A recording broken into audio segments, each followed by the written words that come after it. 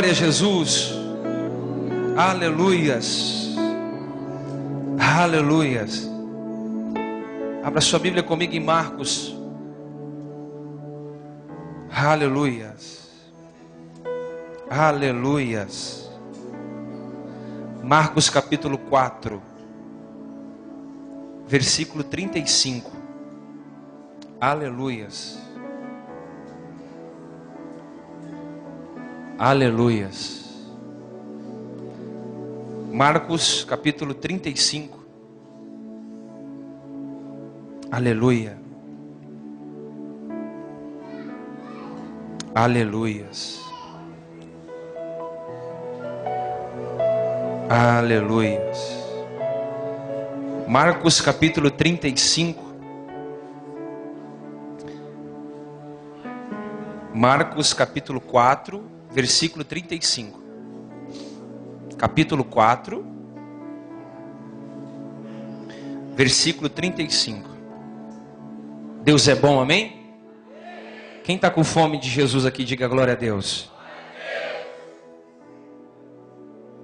Diz assim, ó. E naquele dia, sendo já tarde, disse-lhes: passemos para o outro lado.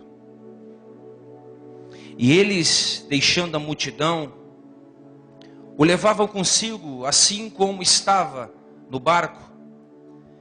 E havia também com ele outros barquinhos. E levantou-se grande temporal de vento. Subiam as ondas por cima do barco, de maneira que já se enchia. E ele estava na popa, dormindo sobre uma almofada. E despertaram-no, dizendo-lhe: mestre, não se te dá que pereçamos? E ele, despertando, repreendeu o vento e disse ao mar: cala-te, aquieta-te. E o vento se aquietou, e houve grande bonança. E disse-lhes: por que estáis tão temerosos? Como não tendes fé? E sentiram um grande temor, e diziam uns aos outros: mas quem é este, que até o vento e o mar lhe obedecem? Aleluias. Feche seus olhos. Senhor, obrigado por essa palavra. Eu quero fluir dentro dessa palavra, somente falar aquilo que o Senhor colocou no meu coração. Nós precisamos entender o porquê de tantas tempestades que estão vindo sobre a nossa vida. E nessa noite é uma noite de alinhamento, Senhor. Eu sei que o Senhor está abrindo o nosso coração para que a palavra seja plantada dentro de nós. Por isso eu te dou glórias e graças, porque eu sei que o Senhor está conosco e está falando já desde que o culto começou. Amém? Senta dando um glória a Deus aí, querido. Querido, só lembrando, a nossa sala das crianças já está aberta. Se você quiser conduzir o seu filho à sala das crianças, só você levantar a mão, algum obreiro, a Monique pode ajudar ali, amém? Aí você pode ser conduzido, o seu bebezinho, para você ficar mais tranquilo. Amém? Glória a Deus.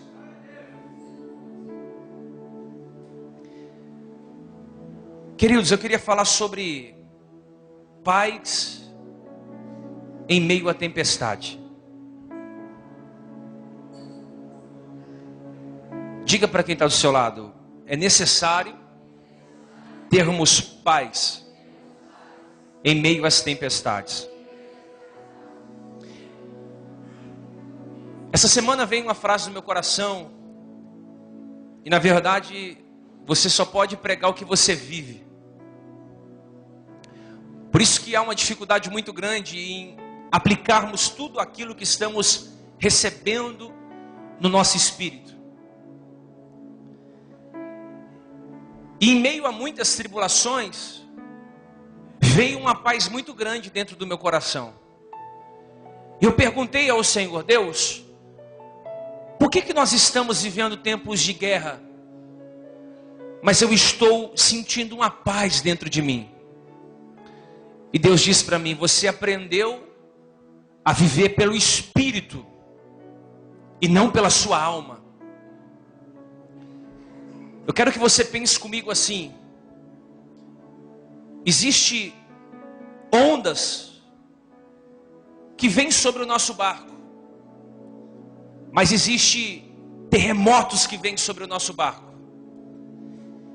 Tem dias que você acorda pela manhã e você recebe notícias boas, mas tem dias que recebe notícias ruins, porque a sua vida, ela representa um barco, e esse barco chamado vida, todos os dias é açoitado pelas tempestades da vida. E essas tempestades, elas têm o poder de muitas vezes tirar a nossa paz, roubar de nós o nosso espírito, a nossa comunhão com Deus. Porque a guerra sem Deus, ela nos traz tribulação, amém? A guerra sem Deus nos traz caos, mas a guerra com o Senhor nos traz paz, amém? Jesus estava falando sobre o reino no capítulo 5. Na verdade, no capítulo 4, ele está falando sobre a parábola do semeador. Ele diz que um certo homem saiu a semear e semeia 3 tipos de sementes. E no momento que ele vai pregando, as pessoas vão ouvindo o que ele queria dizer acerca das pessoas que ouvem a palavra de Deus, mas praticam a palavra do Senhor. E Jesus passou a manhã pregando, a tarde pregando, e quando foi caindo a tarde, ele chamou os seus discípulos, e ele disse assim: nós precisamos atravessar até o outro lado da margem. E sem direito de escolha. Porque quando Jesus diz assim que ele deu uma ordem, ele impeliu que os discípulos atravessassem até o outro lado da margem, ele não deu direito de escolha aos discípulos. Simplesmente ele disse: atravessem até o outro lado da margem. E Jesus, como deu a ordem, ele iria com os discípulos também naquele mesmo barco. Só que eles não tinham direito de escolher ir ou não ir. Simplesmente foi um comando de Deus. E eles entraram dentro do barco. E após um dia cansativo de pregação, porque falar do reino de Deus, ele traz muitas coisas boas para o nosso espírito, mas cansa a nossa carne. Porque quando você está cheio e você dá aquilo que você tem, você fica vazio. Então você fica só precisando receber mais de Deus. Era o que Jesus estava passando, ele deu tudo dele. Então ele estava com o seu corpo físico cansado. O que ele faz? Quando ele entra no barco, ele vai até a polpa do barco e ele encontra uma almofada. Na verdade não era uma almofada como a que você tem na sua casa, como eu tenho na minha. Era como se fosse algum repartimento dentro do barco, estofado, aonde ele deitou a sua cabeça e ele foi descansar um pouco. Pedro, Tiago, os discípulos, como conheciam da pesca, o mar onde eles estavam era o mar de Tiberíades, ou o mar de Genezaré. Era mar familiar. Era como se fosse a rua da sua casa. Você conhece ela de ponta a ponta. Aquele mar era familiar para os discípulos. Eles conheciam o caminho, a estrada. Eles conheciam a água, eles conheciam a maré. Era muito fácil atravessar até o outro lado da margem, era tranquilo. Então eles vão conversando sobre Deus, sobre o reino, sobre o que estava acontecendo. Mas no meio do caminho eles começaram a sentir que o tempo estava se fechando e que estava se formando nuvens, e começou a soprar um vento muito forte. Esse vento forte começou a trazer inquietação no coração de Pedro. E na verdade nós não somos diferentes. Quando nós estamos entendendo no Espírito que está soprando um vento forte sobre nós, nós ficamos inquietos. Às vezes não conseguimos comer direito, às vezes não conseguimos raciocinar direito, às vezes não conseguimos nos entregar direito, porque estamos sentindo no espírito que está soprando um vento forte. E foi isso que aconteceu. Esse vento começou a soprar, e o historiador William Barclay vai dizer que esse mar da Galileia, ele tinha 21 quilômetros de comprimento por 14 de largura, e ele era famoso por causa das tempestades que aconteciam ali. E esse lago, esse mar, ele tinha 220 metros de profundidade abaixo do nível mediterrâneo, e ele tinha 3 montanhas que protegiam esse mar. Então o mar ficava no meio e 3 montanhas ficavam em volta. Então, na época de frio, na época dos ventos, essas 3 montanhas que cercavam o mar sopravam ventos contra o Monte Hermon, e contra o Monte Hermon se levantava com fúria neves ou ventos gelados, que quando batia nos 3 montes, sopravam nas águas e levantavam tempestades sobre os barcos que estavam ali.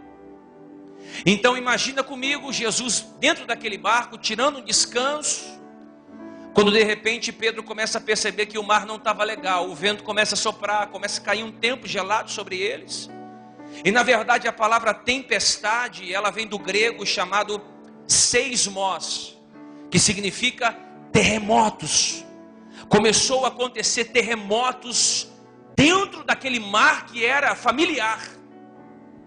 Vê se você entende. Terremotos dentro de um mar familiar. É quando você e eu estamos passando por terremotos dentro de situações que nós conhecemos. Família, finanças, sentimento, coração, ministério. É um lugar familiar e que nos traz tempestades também. Na verdade, tempestades são para todos.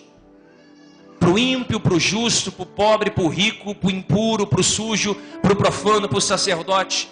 Todos nós vamos passar por tempestades, mas nem todos vão sair da tempestade em meio à paz.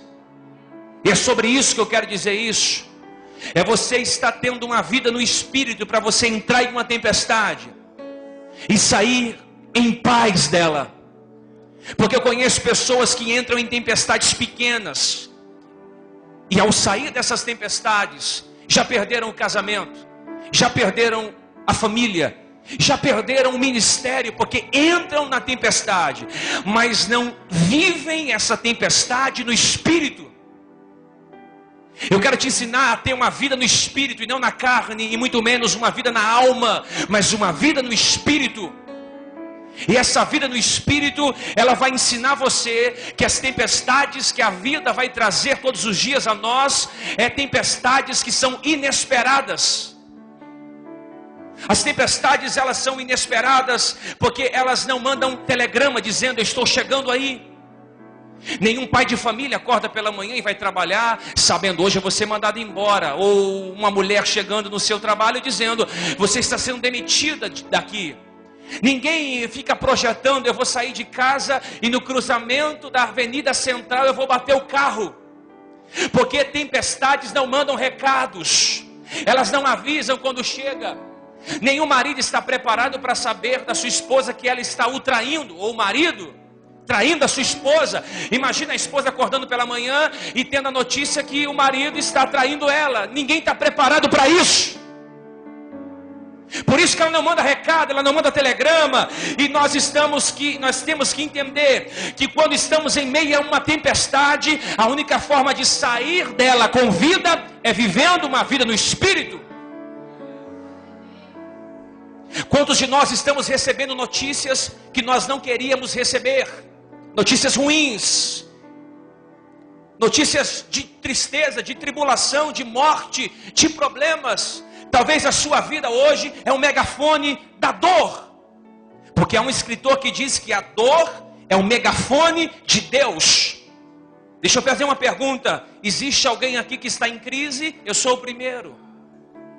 Se você não levantou a sua mão, você precisa rever o seu cristianismo. Porque todo mundo que tem Deus na vida está passando alguma crise em alguma área da sua vida. É a notícia de um acidente. É a notícia de uma enfermidade que alguém está enfrentando. É a notícia de um luto, de um ente querido. É alguém que faleceu, que você amava, que você tinha um apreço, um respeito. E a notícia veio sem você esperar. A tempestade chegou na sua história. É a crise de um casamento de longos anos que vai se diluindo, vai se quebrando, e você vai vendo o amor sendo desfeito. É a crise chegando, é a tempestade soprando sobre a sua vida, é o filho que está nas drogas, é a filha que tem sede do mundo, das drogas, da pornografia, da prostituição, e você está desesperada. Como eu vou reagir a isso? É alguma porta que se fechou, literalmente ela está trancada para você. É como se você sofresse um roubo dentro da sua vida espiritual, ou algum roubo financeiro. A tempestade chegou para você, mas eu vim dizer para você com toda a autoridade do mundo, sentindo a graça de Deus sobre as nossas vidas: Deus não daria tribulação maior para você que você não conseguisse suportar. Deus não colocaria um fardo maior daquilo que você conseguiria suportar. Deus não colocaria você em uma tempestade que você não tivesse preparado para suportar. Por isso eu vim dizer para você em 1 Coríntios 10:13: não vos sobreveio nenhuma tentação senão humana, mas fiel é Deus, o qual não deixará que sejais tentados acima do que podeis resistir, mas com a tentação dará também a saída. Escute isso, igreja. Paulo está dizendo: não sobreveio tentação maior nenhuma, a qual você não possa suportar, mas se Deus te deu a tribulação, fica tranquilo, Ele vai dar saída para você sair dela. Ele vai dar a porta de escape para você sair dela.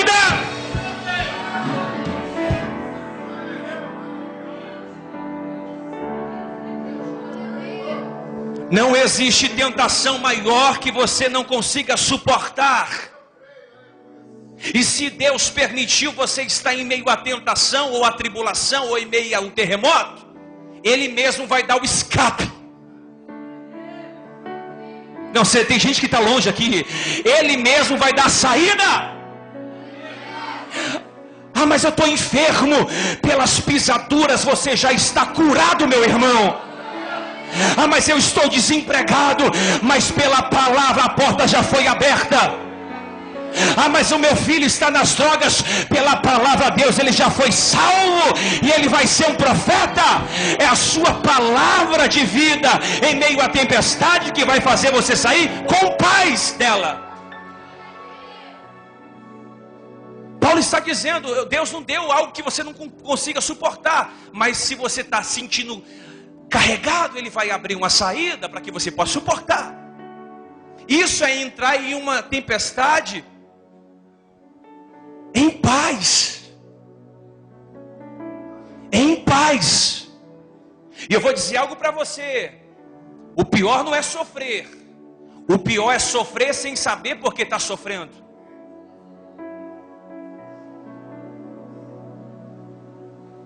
O pior não é ter muitas portas abertas, é não saber por qual porta entrar. Porque quando você sofre dentro do seu propósito, vem paz.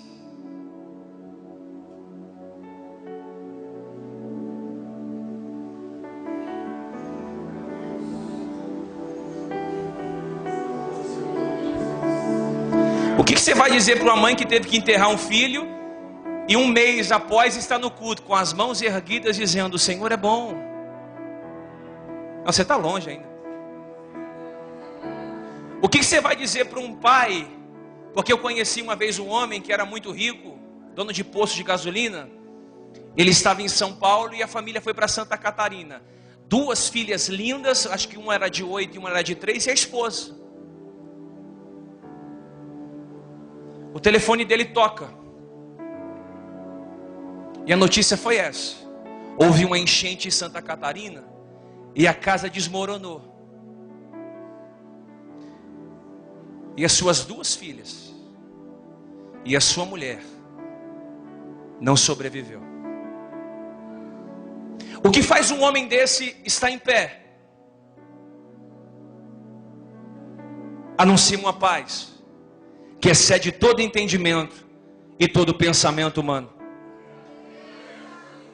O que faz uma mulher, como eu conheço, um casal de pastores, que um dia estava em um sítio, e o seu filho pedindo mamar para a mãe vai até a cozinha, esquentar a mamadeira. E o filho de 2 anos, igual ao meu filho, tira o cinto do bebê conforto, entra pelo corredor, vê a piscina, tira o sapato e pula. Depois de 10 minutos a mãe volta, cadê a criança? A mãe desesperada vai até a piscina e vê que a criança já estava sendo afogada há 7 minutos. É tirado, mas por 1 minuto não sobreviveu. O que faz uma família como essa, depois de 2 anos, terem sido levantados como pastores, e estarem alimentando pessoas com pão, água, alimento no Nordeste, dizendo: Deus é fiel para conosco. É isso que eu estou tentando dizer para você. O que faz alguém perder tudo e dizer: no saí do ventre, no voltarei, o Senhor me deu, o Senhor tomou, bendito seja o seu nome. Foi bom eu ter sido afligido, diz Davi, para eu saber guardar os seus mandamentos. Salmo 119 diz: Deus me afligiu e eu gostei disso, porque eu guardei os mandamentos dele dentro de mim. Eu acho essa expressão muito poderosa. Isso aqui é tremendo, irmão. Eu vou ler para você, porque quando eu leio isso, a minha alma fica cheia do Espírito Santo. Salmo 119, verso 67.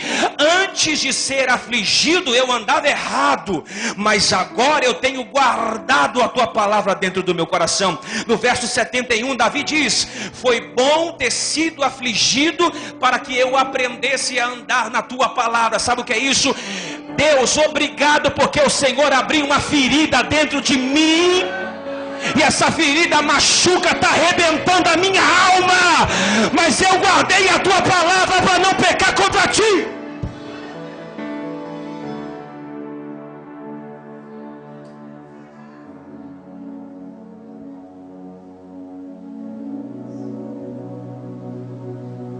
O que faz alguém sabendo que vai ser morto amanhã? O que faz alguém saber que será morto no outro dia? Como a Bíblia diz em Atos, Herodes queria matar Pedro, e a Bíblia diz que ele estava preso, mas dentro da cadeia Pedro dormia. Como é que alguém vai ser morto amanhã e vai estar dormindo? Isso é entrar em uma tempestade e dizer: estou em paz em meio a ela, porque eu estou sofrendo pelo meu propósito. O que eu quero te ensinar é que você não deve pensar que essa tribulação que você está passando é muito maior do que você tem condições de enfrentar. Na verdade, o inimigo diz que você não pode suportá-la, quando na verdade você pode suportá-la e ainda tem uma porta de escape e uma de saída. O povo na frente do Mar Vermelho, Pi-Hairote, Migdol, dezenas de egípcios com espada, cavalos e cavaleiros, e na frente o Mar Vermelho. Moisés diz: e agora? Se eu for para um lado, monte; se eu for para um lado, deserto; se eu for para trás, eu morro; se eu for para frente, tem água. Aí ele levanta as mãos aos céus e fala: e aí, Senhor? Deus diz: meu filho, eu te conheço. O que você está orando? Eu já ouvi sua oração 40 dias no Horebe. Nem ora mais, nem ora, só marcha.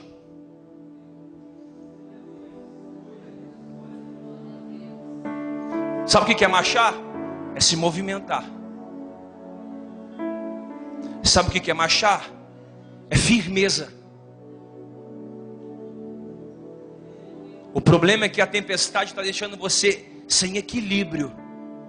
Você já perdeu algumas coisas porque ficou desequilibrado. As tempestades não vão mandar telegrama para você e nem um e-mail amanhã dizendo: olha, eu estou chegando aí, se prepare. As lutas, nós cruzamos vales, enfrentamos desertos, choramos, gememos. E elas sempre vão nos pegar de surpresa, sempre vão pegar a gente de surpresa. Mas pega de surpresa quem não vive no Espírito. Porque Fernando, a Bíblia diz que ele não fará coisa alguma sem antes revelar aos seus servos, os profetas. Então tem situações que antes dela chegar para mim, o meu espírito já me informa, vai vir luta por aí. É como se você tivesse com o GPS e sinalizasse, pedágio à frente, radar à frente.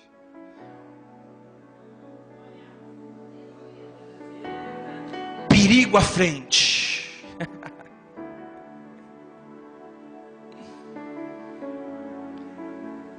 E é interessante que a tempestade chega para o pobre e para o rico, para o gordo e para o magro, para o filho do pastor e para o filho do deputado federal. A tempestade ela chega para o bispo, mas ela chega para o obreiro também, porque ela nos forma pessoas melhores. E o que é vencer, a não ser vencer dentro de você? O que é vencer, a não ser vencer dentro de você? Quando a tempestade vem, ela abala as estruturas, ela remói a nossa alma, porque às vezes a tempestade chega e ela acontece de tirar tudo do lugar, como aconteceu com Jó. Tirou os filhos, tirou o dinheiro, tirou a casa, tirou a expectativa, mas fez dele um homem muito melhor. Porque tem situações que nós precisamos enfrentar para que Deus nos torne melhores, como homens e mulheres de Deus. Aí você entra aqui desesperado num culto como esse, a sua alma está aflita, você está dizendo, eu não estou entendendo nada do que eu estou passando, olha, está tudo fora do lugar, eu pensei que eu ia levantar agora, aí eu estava acalmando a situação, aí vem uma marola, aí eu pulei a marola, veio um tsunami. Aí quando eu sobressaí do tsunami, venho 2 tsunamis maiores do que este, e eu não sei como fazer para sair disso. Eu vim dizer para você, você vai sair da mesma maneira que você entrou, porque não se esqueça que na beira da praia, ele quem passou? O próprio Deus disse, vamos atravessar até o outro lado da margem. Ele garantiu a travessia, não disse que não teria tempestades, nem vendavais, nem ondas, nem ventos fortes. Ele disse, vamos atravessar. E o mesmo Deus que mandou Pedro, Tiago e os discípulos atravessarem, é o mesmo Deus que está dizendo para a igreja hoje, nós vamos atravessar até o outro lado da margem.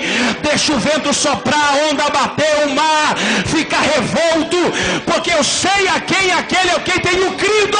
Vamos suportar as adversidades. Não tenha medo. Essa tempestade não vai impedir você de realizar o seu propósito. Eu posso ouvir um amém?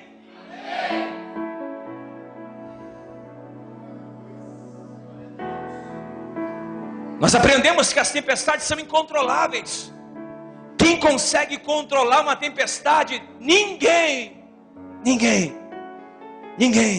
Porque elas são maiores do que as nossas forças, mas não são maiores do que o nosso Deus. Eu vou dar um exemplo. Uma mãe que tem um filho com leucemia, ela não consegue controlar a leucemia de um filho, mas ela consegue se conectar no Espírito, com o Espírito de Deus, e pela palavra, em meio à paz, liberar cura sobre o filho. Porque a doença é um estado de espírito. Você não está doente e nem enfermo. Difícil é tirar a religiosidade de dentro de nós e você declarar, eu estou curado. Porque a Bíblia diz em Isaías 53, que diz que pelas suas pisaduras nós já fomos sarados, curados e libertos. Antes de chegar até você, você pode repreender dizendo, eu não aceito isso, eu não tolero isso. O meu Deus já me curou e já liberou a palavra sobre mim. E viver segundo o que Deus diz. Ela pode ser maior que você nesse momento. É uma dívida que aos seus olhos é impagável. Ela é maior que você, mas não maior do que o seu Deus. Por isso, se você viver uma vida no Espírito, você tem paz. E eu garanto para você, que a paz que Deus me deu essa semana, você vai levar ela para a tua casa hoje. Para amanhã enfrentar dias de tribulação no meio do seu trabalho. Eles não tinham capacidades de mandar o mar se aquietar e nem as ondas pararem. Porque às vezes as tempestades são incontroláveis. Então eles precisavam fazer alguma coisa. É ou não é? O que eles fizeram? Eles se lembraram do que havia esquecido. Escute isso aqui. Eles se lembraram do que havia esquecido. E eles se esqueceram do que, pastor?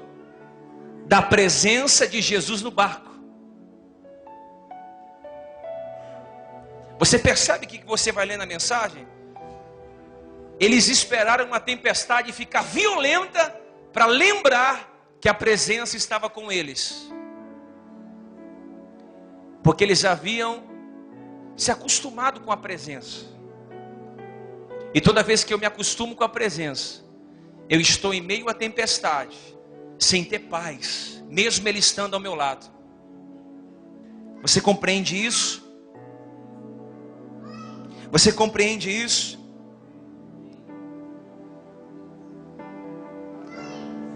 Então eu acredito que Pedro levantou e disse: nós vamos afundar. Deixa eu fazer uma pergunta para a igreja aqui. Você que vai me ouvir na internet, na rádio, escute aqui. Tem dias que nós pensamos que vamos afundar, não é?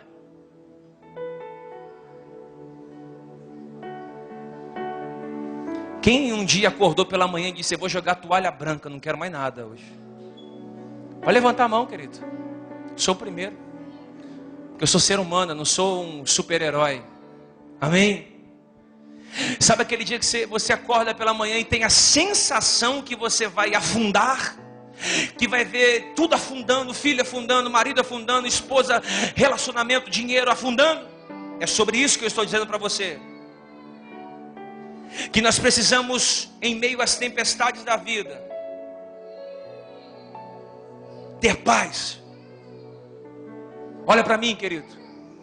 Diga para quem está do seu lado: a paz que o mundo não te deu, Jesus te dá.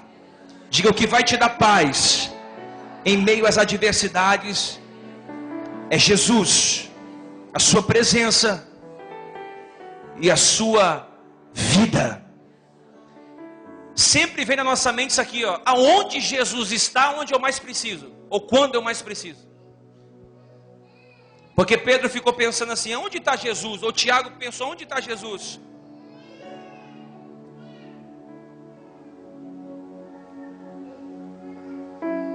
E essa é a verdade. A gente sempre pergunta assim: onde está Jesus, pastor? Onde está Jesus nisso tudo que você está passando? Aonde está Jesus e nisso tudo que você está passando? Quer que eu te fale onde Ele está? No mesmo lugar. Aonde? Dentro do seu barco. E aí? Aonde? Na mesma tempestade que você está passando. E qual que é a diferença dele para você? É que ele dorme e você está tentando tirar a água do barco. E porque Jesus sabia que não iria morrer com as águas, porque ele não iria morrer com águas, ele iria morrer na cruz. Então alguém que sabe o seu propósito, ele sabe que os níveis de adversidades que ele enfrenta não é para a morte, é para a vida. Não, você não pegou isso aqui não. Levanta a sua mão para você receber. Recebe essa palavra. Você tem um propósito para ser estabelecido. Então tudo que acontecer no meio, no caminho, no intervalo, só vai fazer você ser mais forte. Porque o seu projeto não é morrer no meio da tempestade, é ir até a cruz e na cruz cumprir o seu propósito estabelecido.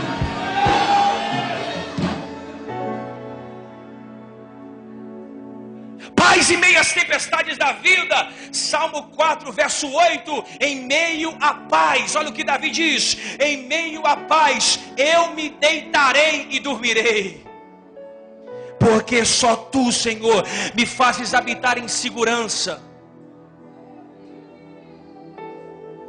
João 16:33, tenho-vos dito estas coisas, para que em mim tenhais paz. No mundo tereis tribulações, mas tende bom ânimo, eu venci o mundo. Se você estiver no Espírito, você vai pegar essa palavra e nunca vai esquecer ela. No mundo tereis tribulações, mas no verso acima ele diz, mas eu vos dou paz. Ninguém destrói alguém que está em paz. A sua maior arma em meio às dificuldades é a sua paz interior. Paulo vai dizer isso em Romanos 5, verso 3 e 4. E não somente isto, mas também nos gloriaremos nas próprias tribulações, sabendo que a tribulação produz esperança, perseverança, e a perseverança produz experiência, e a experiência produz esperança. Sabe o que Paulo está dizendo? Não tem pressa para sair da tribulação, porque no meio da tribulação você vai receber esperança, perseverança e paciência. Pedro vai até Jesus e diz assim: Senhor, você não se importa que nós estamos perecendo? Tem horas que nós oramos assim: ô Deus, você não está vendo que eu estou com a conta de água atrasada?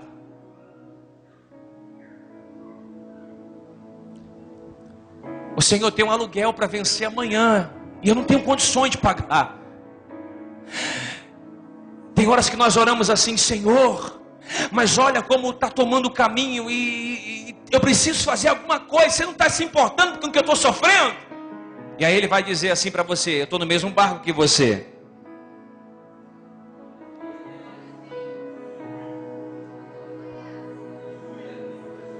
A diferença é que eu durmo, eu descanso, e vocês estão acordados demais. Como é que alguém consegue dormir em meio à tempestade?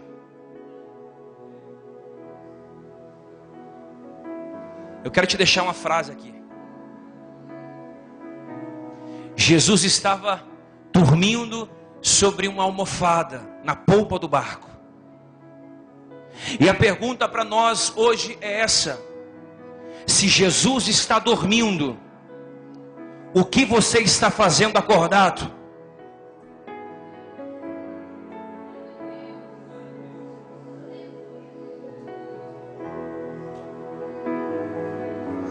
Se Jesus está dormindo, meu filho, o que você está fazendo acordado? Tomando remédio? Ai, a minha pressão está alta. Olha, vai dormir, meu irmão. Vai descansar. Não, você está longe. Você está longe, eu vou dizer de novo: vai descansar, meu irmão. Ah, mas você fala isso que você não sabe como é que está a minha casa. Vai descansar em meio às tempestades da sua vida. Porque não há um homem algum que está aqui ou nos ouvindo que pode mudar um côvado do que vai acontecer amanhã. Cada dia o seu mal não vai resolver você perder noite de sono, você mandar 1000 mensagens. Tem mulher que liga 300 vezes para o marido, tem mãe que liga 255 vezes para o filho. Vai descansar. 10 minutos no quarto da oração resolve 23 horas e 40 minutos do seu dia. O tempo que você passa murmurando é o tempo que as bênçãos de Deus ficam aprisionadas na sua vida. Por isso eu vim dizer para você: nós vamos ir até o lugar certo, acordar Jesus. Senhor, acorde. E aí ele acorda. E ele sabe o que ele faz quando ele acorda? Ele fala assim: homens de pequena fé. Homens de pequena fé. Sabe o que Jesus estava dizendo? Porque vocês estão com medo. Se eu quem pedir para vocês atravessarem ao outro lado, é que no processo a gente se esquece quem mandou a gente fazer. Quem mandou você fazer isso? Deus. Fica tranquilo.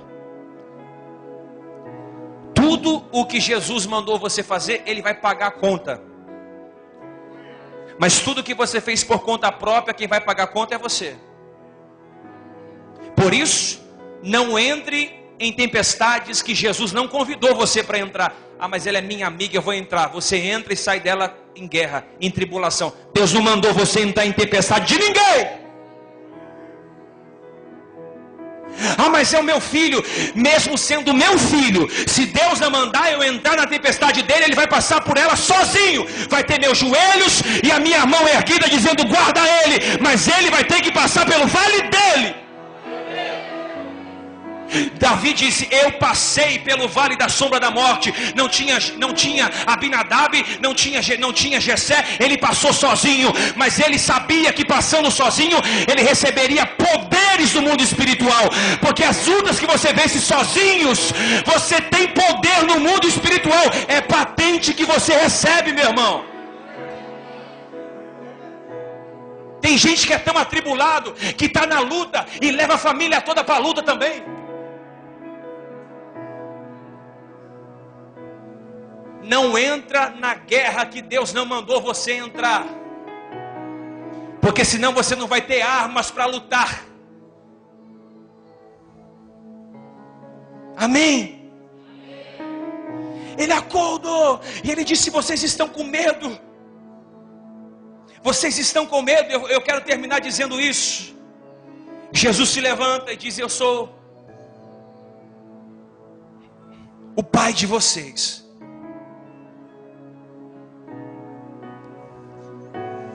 O vento estava soprando. E ele levanta as mãos. E a Bíblia vai dizer o seguinte: ele repreendeu o vento. E ele disse ao mar, ele verbalizou a palavra ao mar. Ao vento ele repreende. E ao mar verbaliza. Ele diz, mar, cala-te, aquieta-te. Vento, eu te repreendo. Sabe o que é isso? Jesus tinha que fazer aquilo para transferir um legado para Pedro aprender a isso. Porque você faz tudo aquilo que você vê o seu pai fazendo. E nessa noite, Deus está fazendo isso conosco para nos ensinar a ter confiança nele. Eu quero dizer para você, o vento que está soprando na tua vida, tentando fazer você se esquecer do propósito que é atravessar o outro lado da margem, hoje ele está sendo repreendido. No mundo espiritual, nós estamos entrando dentro do mundo espiritual e eu estou dando uma ordem como seu pastor. Vento na vida dessa pessoa, eu estou te dando uma ordem, regresse. Eu estou te dando uma ordem, recue. Eu estou te dando uma ordem, seja repreendido pelo poder do nome de Jesus. Esse vento financeiro, esse vento espiritual, esse vento material, esse vento ministerial, esse vento profissional, esse vento íntimo, esse vento pessoal, eu te dou uma ordem no nome de Jesus. Recue já!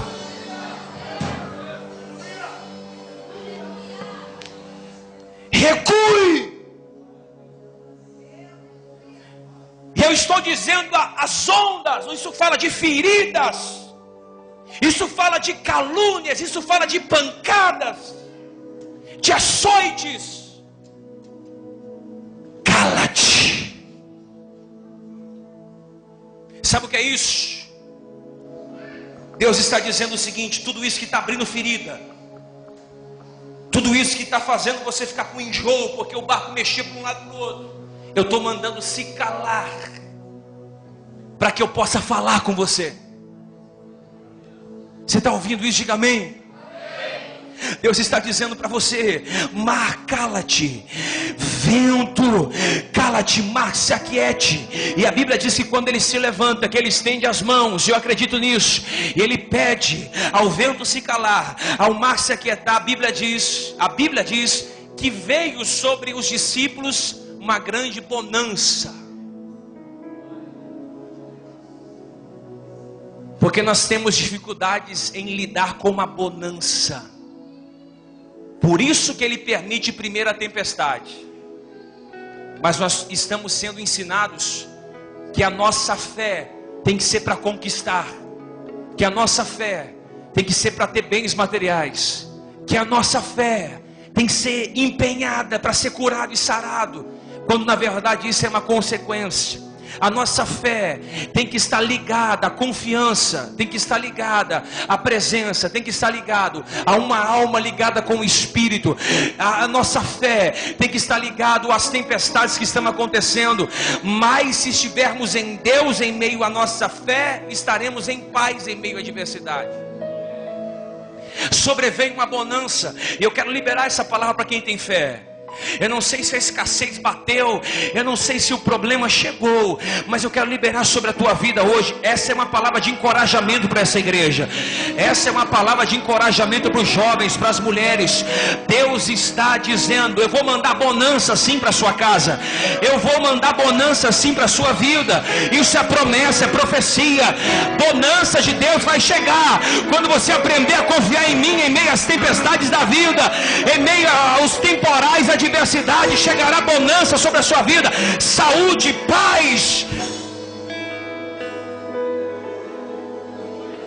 Você não vai caminhar por essa tempestade sem Deus trazer bonança no fim da noite. Quando tudo parece perdido, que não tem solução, quando o médico dá o diagnóstico que não tem mais jeito para a cura, quando não há mais jeito para as mãos dos homens, quando um filho está nas drogas, baixinho aqui, quando as filhas estão nas drogas, quando não tem saída, é nessa hora que o diagnóstico de Deus entra em cena, dizendo: eu estou com você.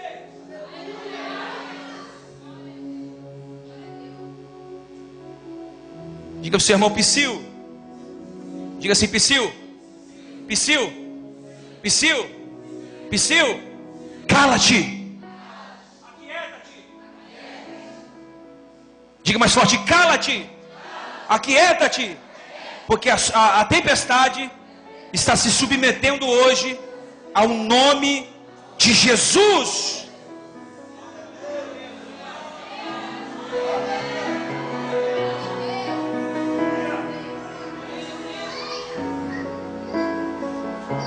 Eu quero terminar.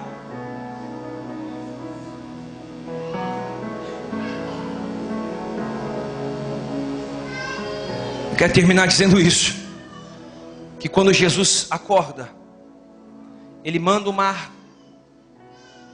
calar, Ele repreende o vento, vem bonança sobre os discípulos, e aí surge um questionamento no coração deles: quem é este que até o vento e o mar lhe obedecem?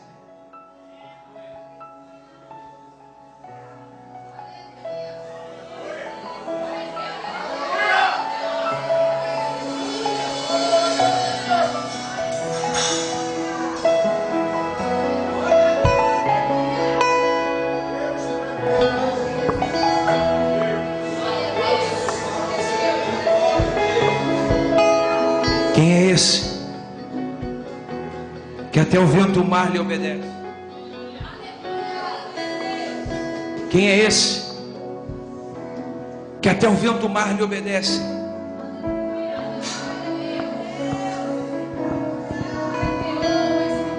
Quem é esse que até o vento e o mar lhe obedece? É o Deus que você serve. É o Deus que você crê.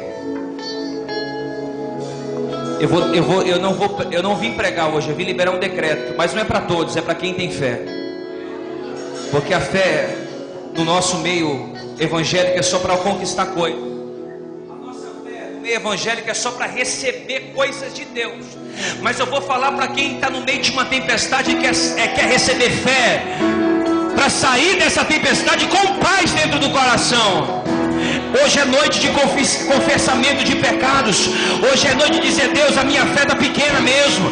Deus, eu duvidei. Deus, eu entrei em ventos que o Senhor não me chamou. Deus, eu duvidei. Deus, eu quase parei, eu quase afundei, o barco quase quebrou. Mas o vento foi repreendido, o mar foi cessado e veio sobre nós.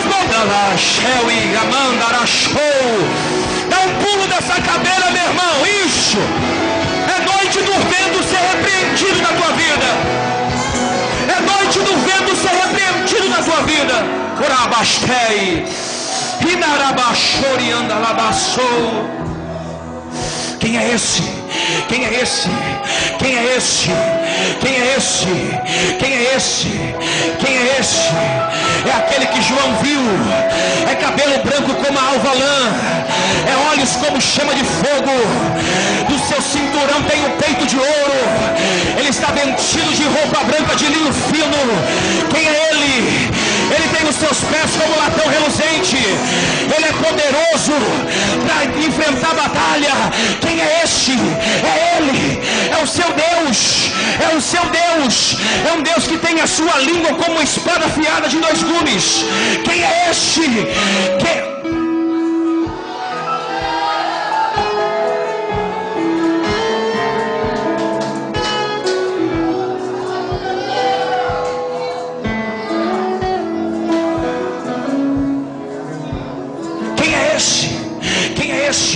Quem é esse, irmão?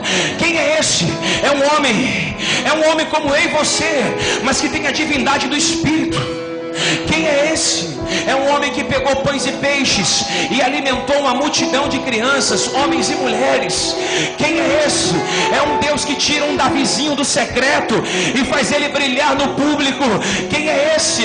É que faz mãe dar filhos a mães estéreis. Quem é esse? É um Deus que tudo pode, tudo faz. É um Deus que cura, liberta e batiza. Esse é o evangelho central. Ele morreu, ressuscitou e vai voltar para buscar sarando em todas as igrejas que tiverem do Espírito.